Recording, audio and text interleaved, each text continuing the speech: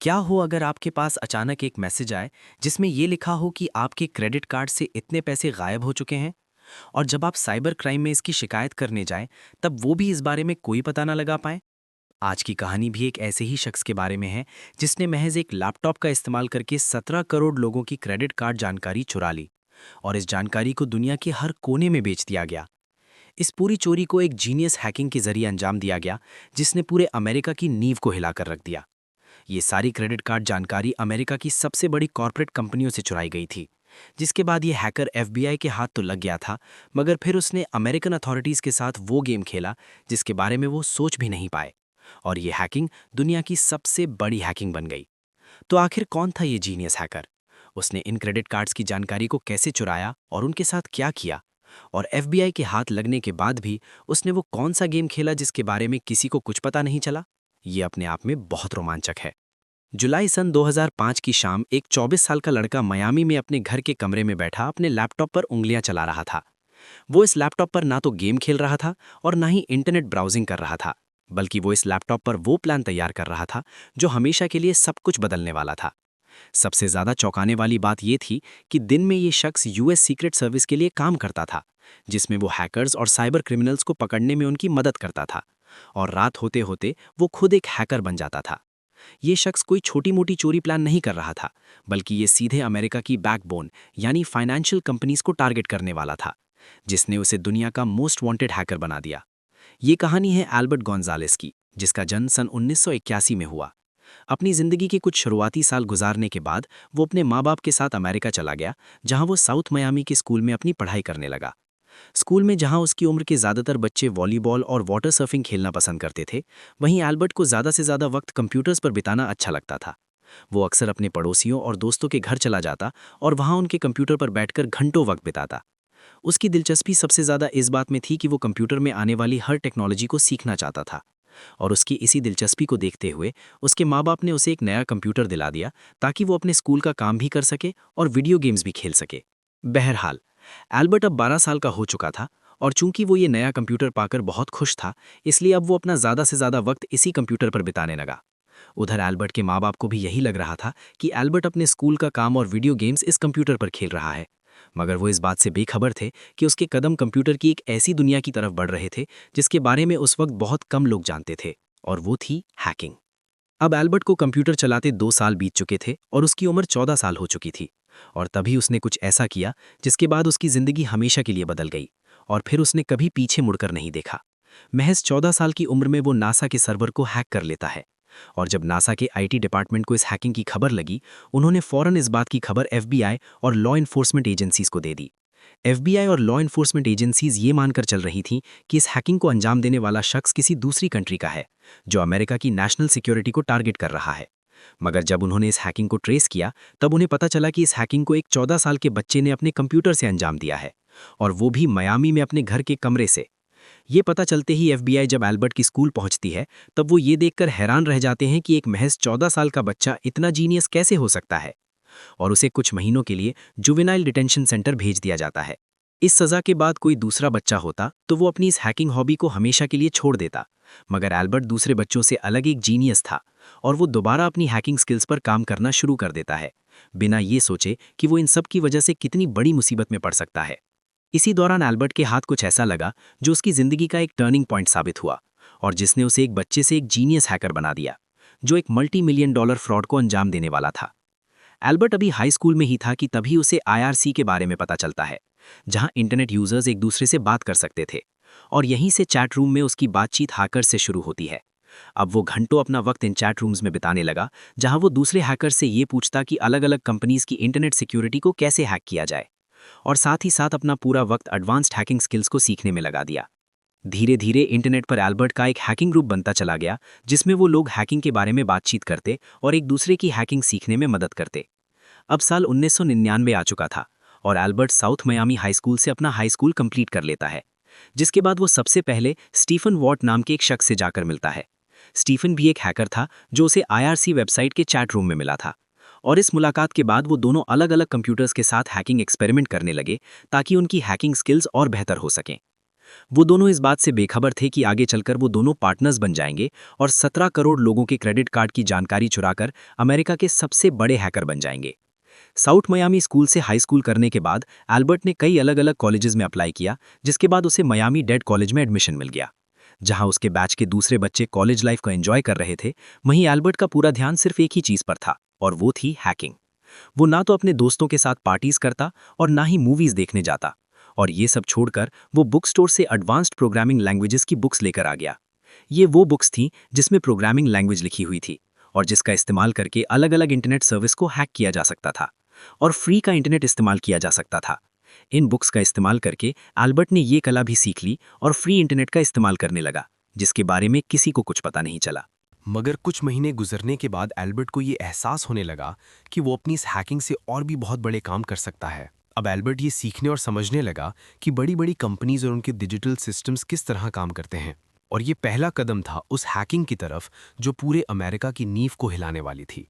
हालांकि Miami college में admission लेने के बाद उसने कंप्यूटर प्रोग्रामिंग सब्जेक्ट ही चूज किया था, मगर बहुत जल्दी उसे ये समझ आने लगा कि जो कुछ भी उसे कॉलेज में सिखाया जा रहा है, जैसे प्रोग्रामिंग लैंग्वेज और कोडिंग, उसे ये सब कुछ पहले से ही आता है। और चूंकि उसे यहाँ कुछ नया सीखने को नहीं मिल रहा था, इसलिए वो मियामी कॉलेज से ड्रॉप आउट कर लेता है। अब एल्बर्ट के सामने जो सबसे ज़रूरी सवाल था वो ये था कि वो अपनी लाइफ में आगे क्या करेगा, और वो ये बात बहुत अच्छी तरह जानता था कि उसके जैसे जीनियस बंदे के लिए मियामी में कोई अपॉर्चुनिटी नहीं है। इसलिए वो मियामी छोड़कर न्यूयॉर्क शिफ्ट होने का फैसला करता है। न्यूयॉर्क में रहकर अपनी हैकिंग स्किल्स को और बेहतरीन बना सकता था, और इसीलिए वहाँ शिफ्ट होते ही वो एक सॉफ्टवेयर कंपनी में जॉब करने लगता है।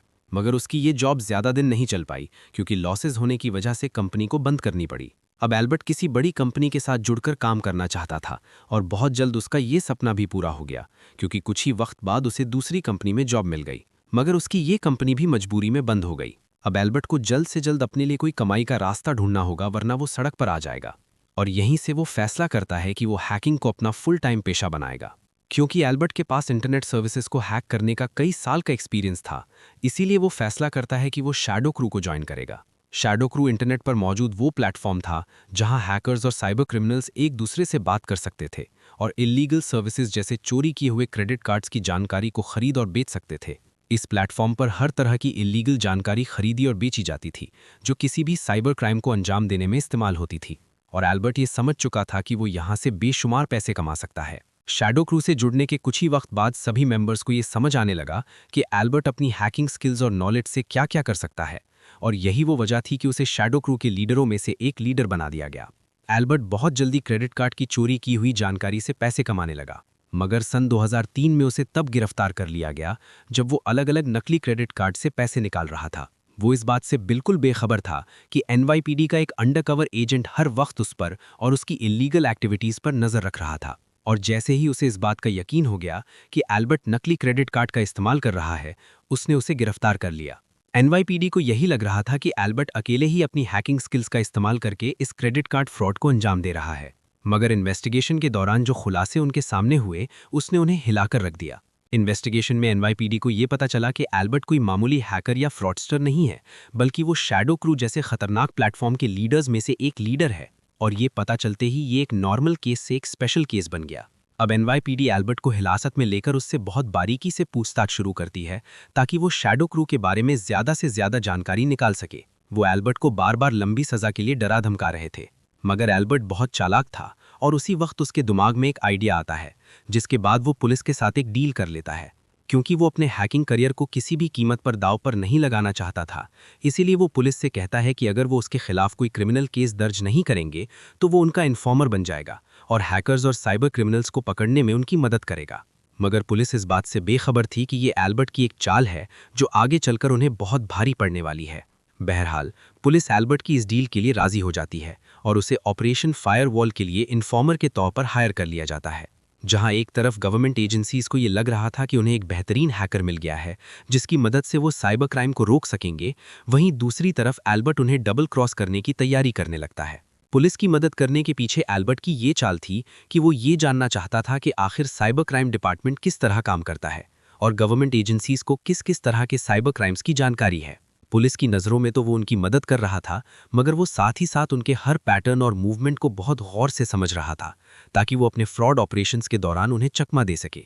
एल्बर्ट का क्रिमिनल माइंड अब बहुत तेजी से काम कर रहा था और वो अपने फायदे के लिए गवर्नमेंट एजेंट से भी दोस्ती बढ़ाने लगा ताकि किसी को भी उस पर कोई शक ना हो, क्योंकि एल्बर्ट को मजबूरन गवर्नमेंट एजेंसीज की मदद करनी पड़ रही थी और वो अपनी हैकिंग कम्युनिटी को भी धोखा नहीं देना चाहता था। और इससे निपटने के लिए वो एक नायाब तरीका निकालता है। उसने बाद में अपने बयान में ये भी कहा कि वो अपनी हैकिंग कम्युनिटी के लिए हमेशा से ही वफादार था और उन्हें कभी धोखा नहीं दे सकता। बहरहाल पुलिस को खुद पर यकीन दिलाने के लिए उसने कुछ साइबर क्रिमिनल्स को पकड़वाने में उनकी मदद भी की और सन 2004 में उसकी खबर के आधार पर पुलिस शैडो क्रू के कुछ मेंबर्स को पकड़ने में कामयाब हो जाती है।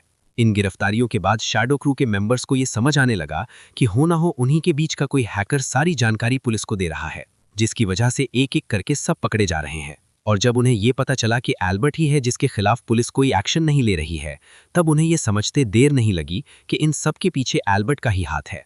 पुलिस को अब ये डर सताने लगा कि कहीं शैडो क्रू के मेंबर्स एल्बर्ट को कोई नुकसान न पहुंचाएं। इसीलिए वो एल्बर्ट से कहते हैं कि वो अपने शहर मियामी वापस चला जाए। एल्बर्ट भी अपनी जान का खतरा देख मियामी वापस चला जाता है और ये फैसला करता है कि अब वो वहीं से अपनी हैकिंग को अंजाम देगा। मियामी लौटने के बाद वो बड़ी बड़ी कंपनीज के वायरलेस नेटवर्क्स को स्टडी करना शुरू करता है और साथ ही साथ वो हैकिंग के वो तरीके भी ढूंढने लगता है जिससे नेटवर्क्स को हैक किया जा सके। बहरहाल अब तक सन 2005 आ चुका था और ये वो दौर था जब इंटरनेट बहुत तेजी से फैल रहा था और लोग इसके बारे में बात करने लगे थे।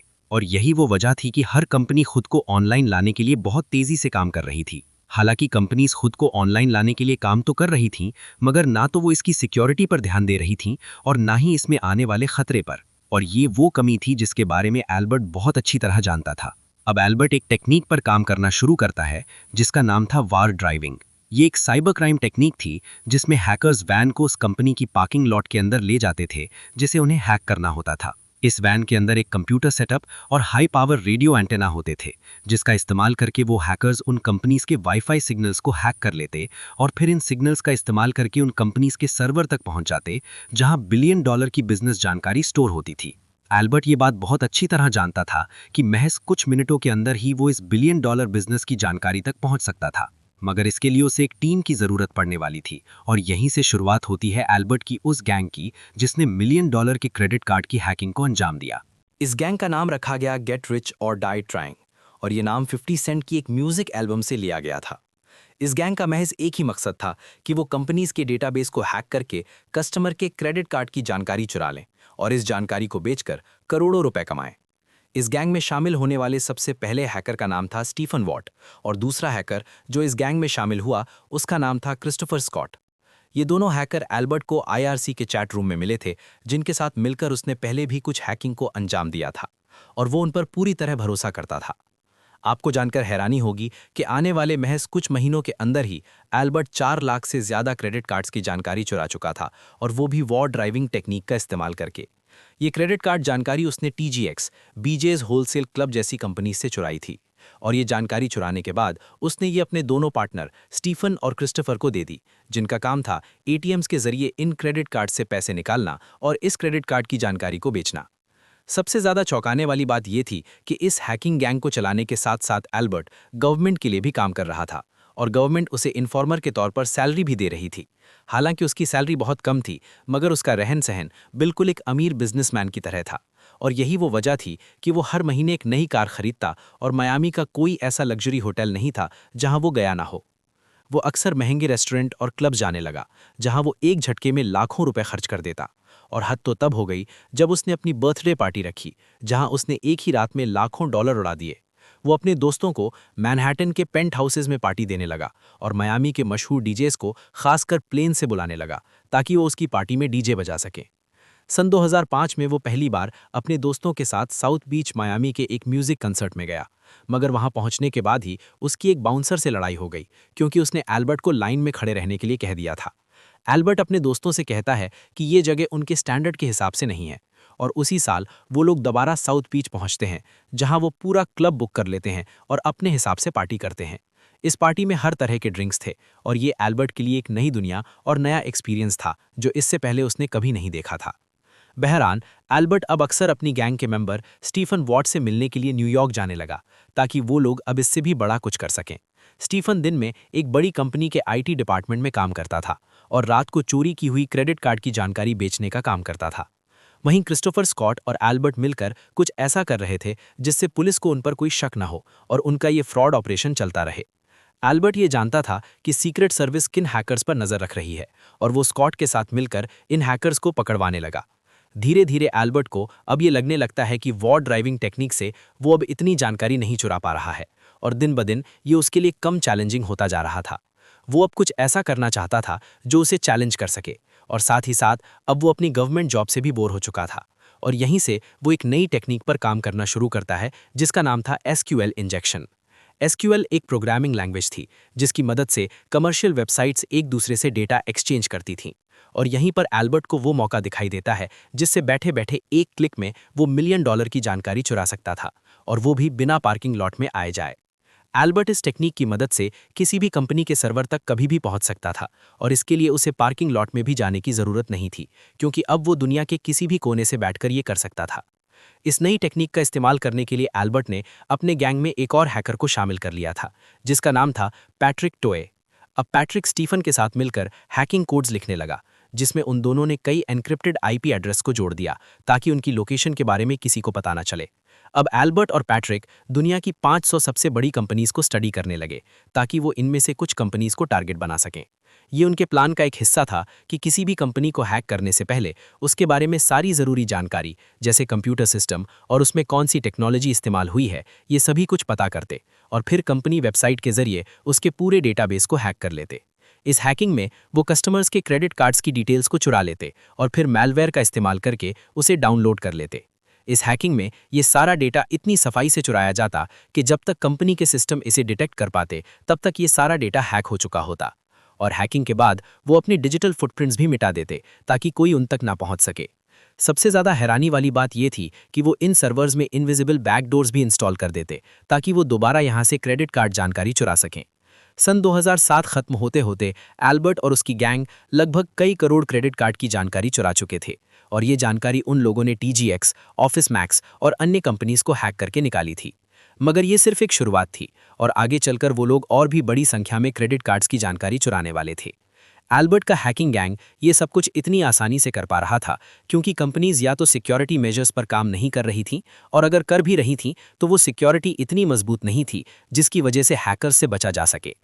एल्बर्ट अब हैकिंग की दुनिया में एक बड़ा नाम बनता जा रहा था और वो फैसला करता है कि अब वो एक इंटरनेशनल कार्टेल बनाएगा जिसके लिए वो यूक्रेनियन हैकर मैक्सिम यास्त्रिम्स्की से कांटेक्ट करता है। मैक्सिम का काम था कि वो इस चोरी हुई क्रेडिट कार्ड की जानकारी को एशिया, यूरोप और रशिया में बेचेगा। एल्बर्ट का ये हैकिंग कार्टेल इन हैकिंग्स को इतने बड़े पैमाने पर अंजाम दे रहा था कि इस वक्त तक वो दुनिया का सबसे बड़ा हैकिंग कार्टेल बन चुका था। मगर फिर सन 2008 में कुछ ऐसा हुआ जिसकी वजह से ये पूरा कार्टेल पकड़ा गया। सन 2008 की गर्मियों में एल्बर्ट और स्टीफन मियामी से न्यूयॉर्क लौट रहे थे कि तभी एयरपोर्ट से बाहर निकलते ही एक स्पोर्ट्स कार उनका पीछा करने लगती है। इस कार में सीक्रेट सर्विस एजेंट्स बैठे थे और जैसे ही एल्बर्ट और उसके साथी को इस बात की भनक लगती है वो तेज गाड़ी भगाकर वहां से भाग जाते हैं। एल्बर्ट अब ये समझ चुका था कि वो पुलिस की नज़रों में आ चुका है और वो कभी भी पकड़ा जा सकता है और उसका ये डर सही साबित हुआ। पुलिस अब जोर शोर से एल्बर्ट की तलाश में लग जाती है और कुछ ही समय बाद मई सन 2008 में एल्बर्ट और स्टीफन को एक लग्जरी होटल से गिरफ्तार कर लेती है। सीक्रेट सर्विस के जिन एजेंट्स ने इन दोनों को गिरफ्तार किया उन्हें मौके से एक पिस्टल, 2 लैपटॉप और कुछ कैश भी मिले। पूछताछ में एल्बर्ट ने पुलिस को बताया कि उसने $1 मिलियन अपने घर के पीछे बैकयार्ड में गाड़ दिए हैं, जिसे सुन पुलिस हक्का बक्का रह गई। अल्बर्ट अब तक इस बात से बेखबर था कि उसके पकड़े जाने के पीछे कोई और नहीं बल्कि उसका यूक्रेनियन पार्टनर और हैकर मैक्सिम है, क्योंकि मैक्सिम को पुलिस ने सन 2007 में गिरफ्तार कर लिया था और जब पुलिस ने उसके लैपटॉप की छानबीन की तब उनके सामने खुलासे हुए कि उसके लैपटॉप में करोड़ों क्रेडिट कार्ड की चोरी हुई जानकारी थी और वो लगातार अल्बर्ट के कॉन्टैक्ट में था। महज एक लैपटॉप से मेरी जानकारी के आधार पर पुलिस दुनिया के सबसे बड़े क्रेडिट कार्ड हैकिंग कार्टेल के लीडर यानी अल्बर्ट को गिरफ्तार कर चुकी थी, जिसके बाद एक एक करके सभी हैकर्स पुलिस के हाथ लगते चले गए।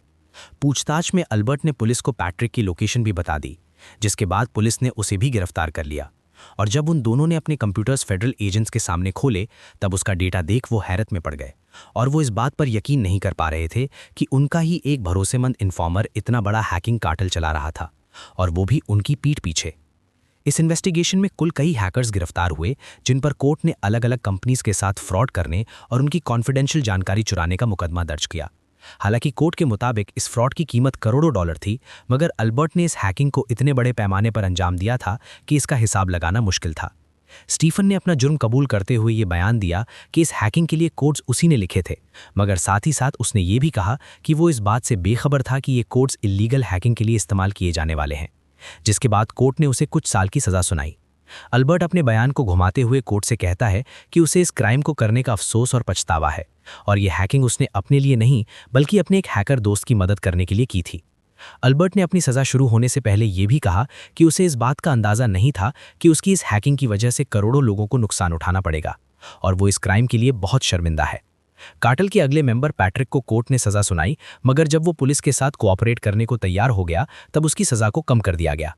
अल्बर्ट को अब ये समझ आने लगा कि पैट्रिक की गवाही के बाद उसका सारा झूठ पकड़ा जाएगा, और अब और झूठ बोलने से चीज़ें और ख़राब होंगी, और तब वो अपना गुनाह कबूल लेता है और गवर्नमेंट के साथ कोऑपरेट करने के लिए राज़ी हो जाता है। वो अब एक एक डिटेल पुलिस को बताना शुरू करता है कि कैसे उसने इतने सारे क्रेडिट कार्ड हैक किए, मगर अल्बर्ट का वकील लगातार इसी कोशिश में लगा था कि कैसे डैमेज को कम से कम किया जा सके और अल्बर्ट को कम से कम सज़ा हो।